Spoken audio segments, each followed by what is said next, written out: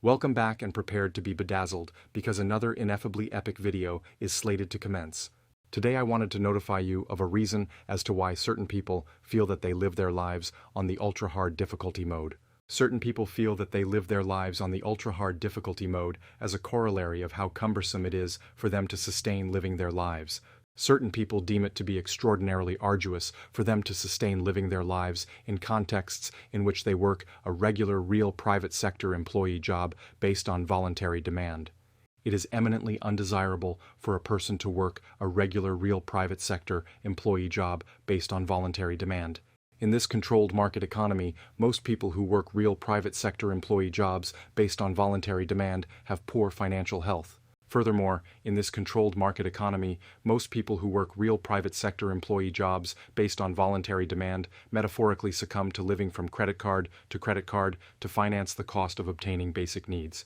Metaphorically succumbing to living from credit card to finance the cost of obtaining basic needs adversely impinges on a person's financial health. As of December of 2025, working a regular real private sector employee job based on voluntary demand will not furnish a person with anywhere close to enough fiat currency to be able to afford to attain his basic needs, such as the housing need and transportation need.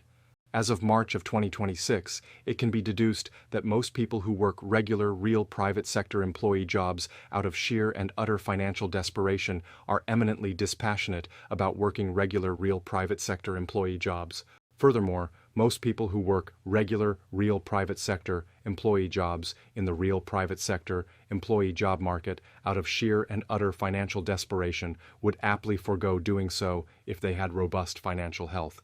Lamentably, most real private sector employee jobs based on voluntary demand are often deemed to be dead-end, highly time-depleting, debilitating, minimum wage, dispiriting, unfulfilling, undesirable, harrowing, distressful, brutally wretched, ineffably agonizing jobs that not only drain almost all of the employee's sacrosanct time, but also do not pay anything close to 1/4 of a subsistence wage for affording housing. Most real private sector employers are keen on not offering any benefits nor pension to their employees in spite of how much hard work, time, efforts, and mental bandwidth that they expended fulfilling their job responsibilities. One way to get out of financial poverty is to have your recurring revenue streams generate enough revenue to offset your recurring expenses. Lamentably, most real private sector employers do not furnish their employees with anywhere close to a subsistence wage because they are keen on minimizing their labor costs at all costs. Almost all of the profits that companies generate are reserved for its executives and shareholders. Most companies not only strive to maximize the wealth of their shareholders, but also aim to furnish massive financial compensations to their executives. Most companies are also keen on furnishing sizable retainer fees to their external directors. The board of directors also sets forth the compensation for the chief executive officer. People often grossly underestimate how financially lucrative it can be to a chief executive officer of a highly profitable company. The pay grade that the board of directors set forth for the chief executive officer's compensation is enormously lofty. An exorbitant amount of chief executive officer earn over $165,000 in compensation. If a chief executive officer, for instance, earned $165,000 per year in compensation, then he would be receiving about $22,035 per second, which is also $79,326.92 per hour. In the event that a company paid an assistant manager $10 per hour, which is $20,800 per year, and paid a chief executive officer $165,000 per year in compensation, then it would denote that the board of directors consider the CEO's time to be worth 793,169% more than their company's assistant managers based on their pay grades, which they believe are commensurate with their productivity levels. If companies paid a livable wage to their employees, then the chief executive officer, who earns about $22,035 per second, $165,000 per year, may possibly need to take a pay cut to render it possible for the employees to receive a livable wage. The CEO earns about 793,169% more per hour than an assistant manager who, for instance, earns an hourly gross rate of $10 per hour at the company. The average CEO is often unwilling to take even a modicum of a pay cut if it was the only way to offer the employees a livable wage.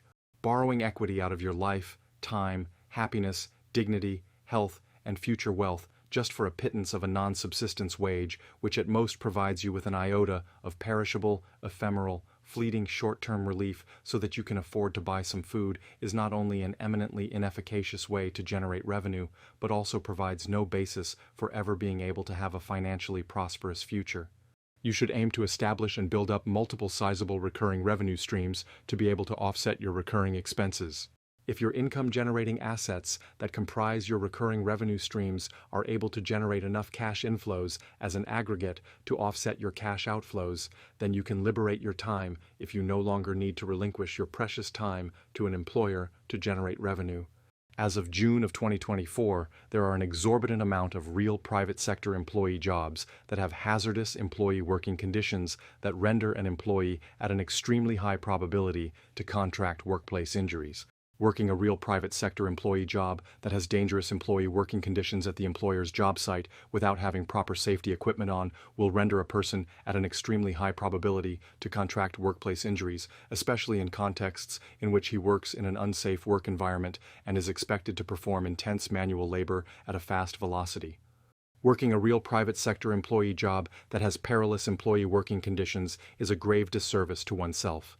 The longer the duration that a person sustains working a real private sector employee job based on voluntary demand for that has hazardous working condition at an employer's job site, the higher likelihood that he will be at to contract a workplace injury that can potentially render him maimed. A person should abstain from working a real private sector employee job that has perilous employee working conditions. Contracting a workplace injury can not only be a traumatic experience that causes immense distress, but can also be an ineffably harrowing experience that can potentially render a person maimed.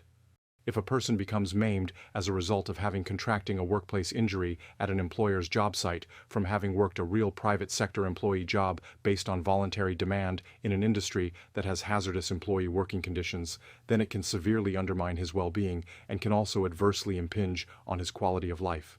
If a person becomes maimed as a result of having contracting a workplace injury at an employer's job site from having worked a real private sector employee job based on voluntary demand in an industry that has hazardous employee working conditions, then it can also render it cumbersome for him to be able to perform basic functions.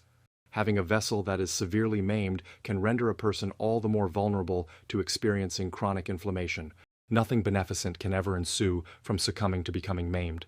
If a person becomes maimed as a result of having contracting a workplace injury at an employer's job site from having worked a real private sector employee job based on voluntary demand in an industry that has hazardous employee working conditions, then it can potentially render it all the more cumbersome for him to engage in moderate intensity exercises for the prospect of reaping the health benefits of exercising.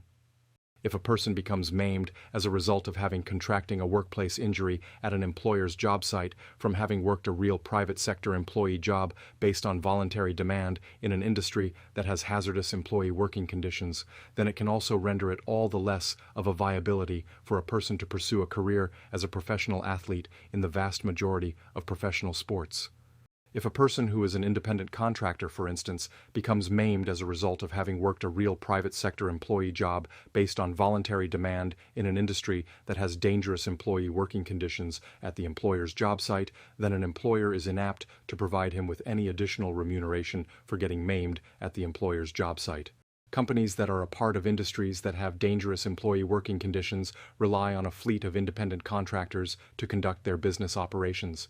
The working conditions that a person who works real private sector employee job based on voluntary demand is exposed to at the employer's job site can be hazardous physical conditions in contexts in which the employer neglects to provide safe physical conditions to the employees at the employer's job site.